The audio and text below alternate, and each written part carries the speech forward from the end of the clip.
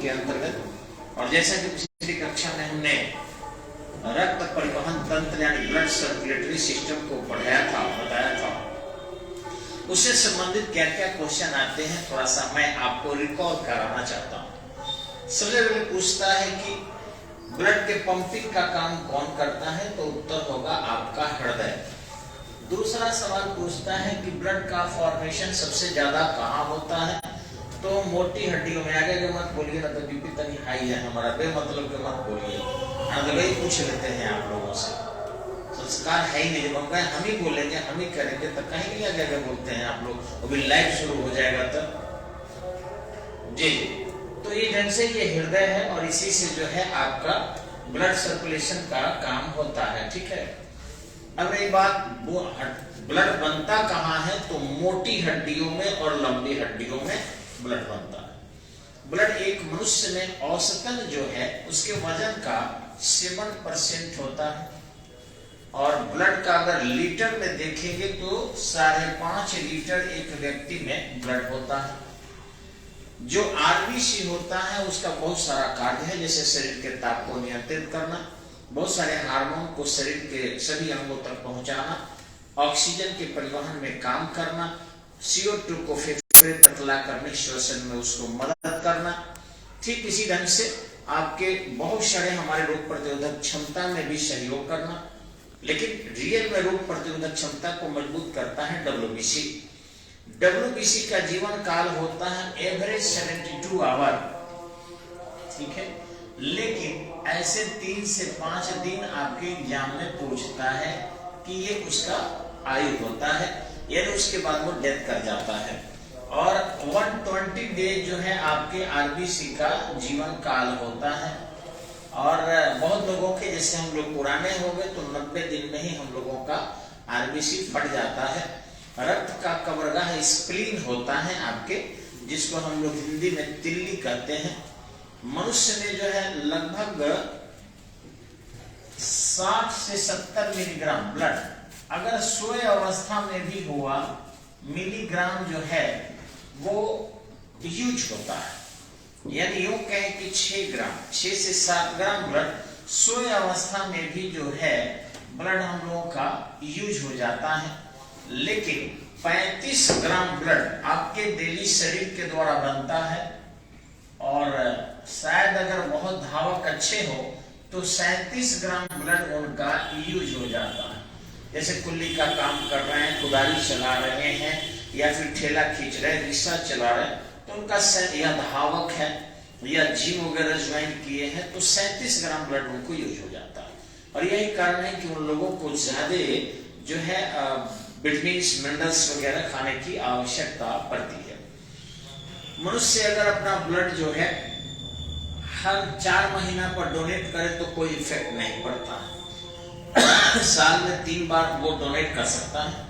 और एक मनुष्य अगर 2 यूनिट ब्लड डोनेट कर देता है एक बार में तो भी उसको कोई ज्यादा अंतर नहीं पड़ता है। थोड़ा सा झिनझिनी होती है, ग्लूकोज वगैरह ले ले तो फिर ठीक हो जाएगा।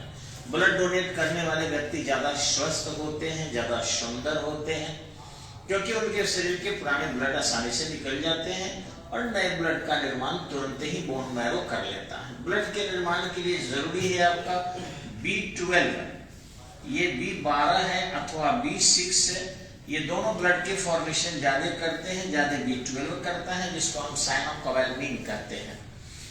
अब ये बात आपको कि साइनोकोबालामिन में कौन सा तत्व ज्यादा होता है, तो आपका कोबाल्ट होता है।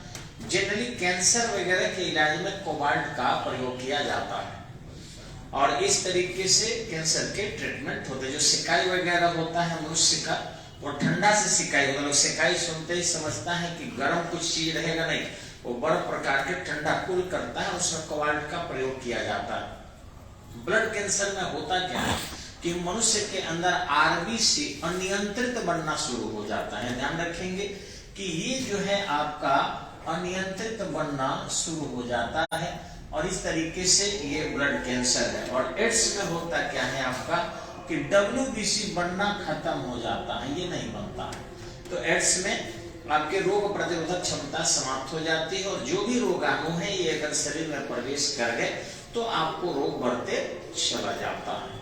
अब एक चीज और ध्यान रखना है कि माँ के गर्भ में जब संतान होता है तो कौन से जो है कहाँ ब्लड बनता है, तो यकृत में। माँ के जब गर्भ में संतति होगा तो ब्लड आपको यकृत में बनता है और माँ से इसके ब्लड की पूर्ति होती है। अब रहा कि सुंदर और अच्छे बच्चे के लिए जो है आजकल माँ को मेगा हेप दिया जाता है। एक इंजेक्शन है जो डॉक्टर लोग अगर देख रहा होगा तो इस ढंग से मेगा हेप एक इंजेक्शन आता है, ठीक है। और ये इंजेक्शन अगर माँ को डॉक्टर के परामर्श के अनुसार दिया जाए तो बच्चा हेल्दी होता है और सुंदर होता है, स्वस्थ होता है।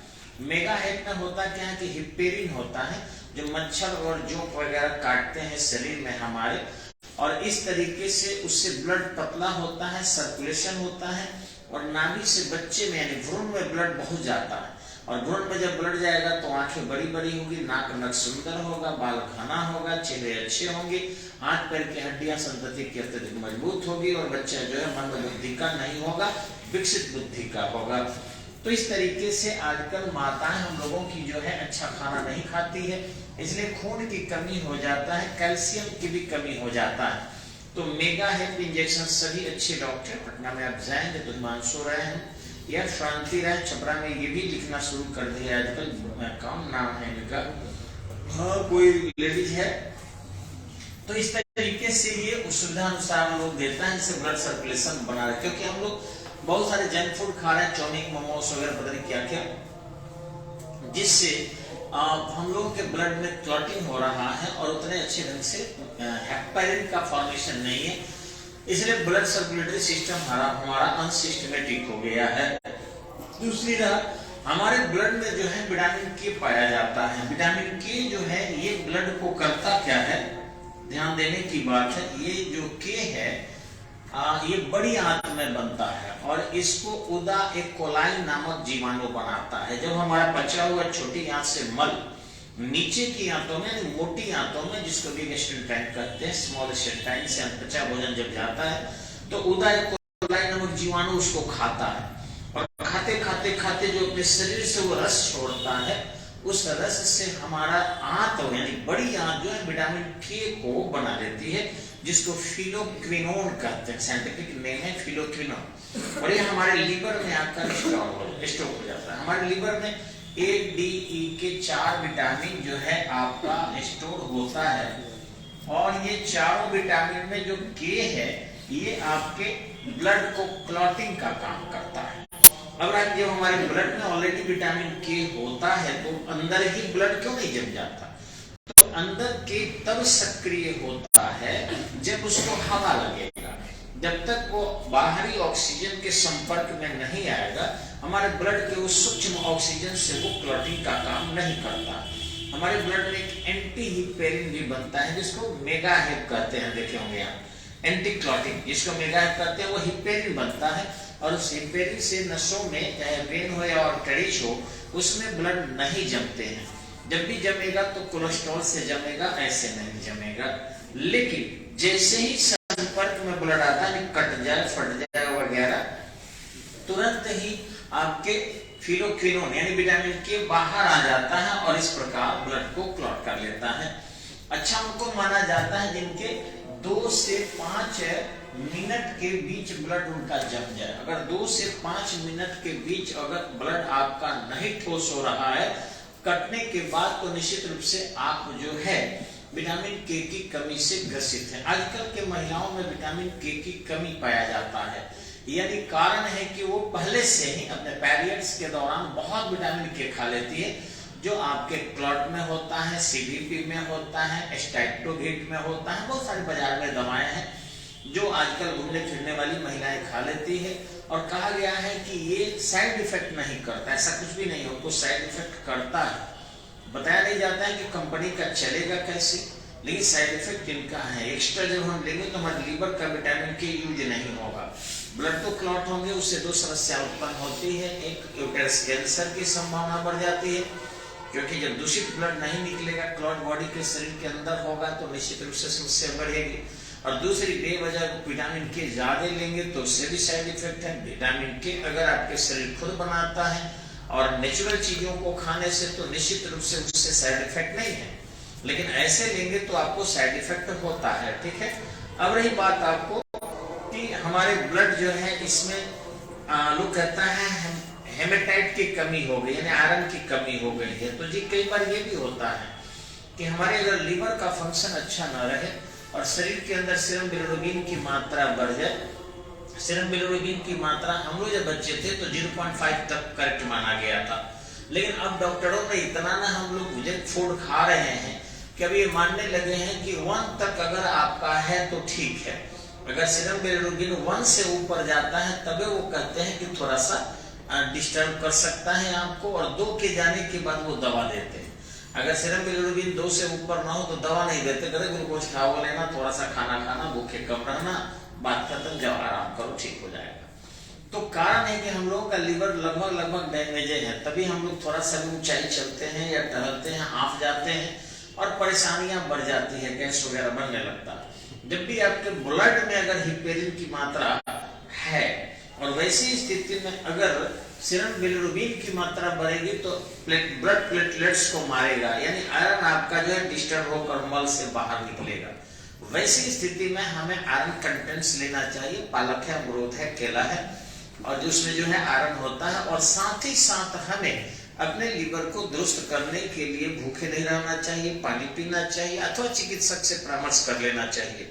कई बार आयरन के टेबलेट खाने के बावजूद भी बॉडी में आयरन नहीं बनता है, तो इसके पीछे मूल कारण वही है कि ब्लड में सीरम बिलिरुबिन की मात्रा का बढ़ जाना है।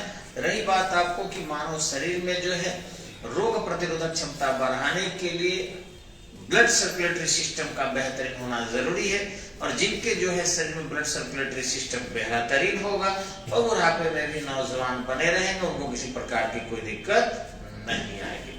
तो आते हम लोग इसको नोट करेंगे एक एक करके। धन्यवाद।